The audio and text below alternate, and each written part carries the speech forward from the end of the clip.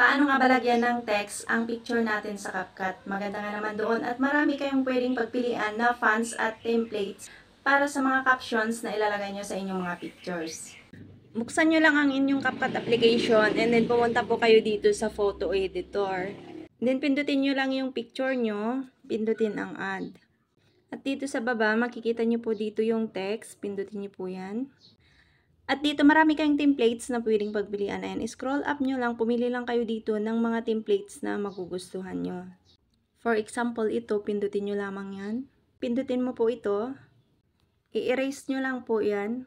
And then, ilagay nyo po dito yung text na ilalagay nyo. So, for example, and then dito, pindutin nyo itong style. Pwede nyo pong i-adjust o dagdagan ang kanyang kulay kung gusto nyo. Like for example, itong red, pindutin nyo lang yan. At ayan, nadagdagan na po ng kulay ang text na ilalagay nyo. And then dito sa fonts, pindutin po natin yan. Pwede nyo pong palitan ang kanyang fonts. For example, ito po, pindutin nyo po yan. At dito naman po sa alignment, pindutin nyo po yan. Mag-select lang po kayo dito ng alignment na gusto nyo. And kung gusto nyo namang naka-bold siya, pindutin nyo po ito. Kung gusto nyo namang naka-underline, pindutin nyo rin ito. And then, kapag wala na po kayong babaguhin, pindutin nyo na po itong check.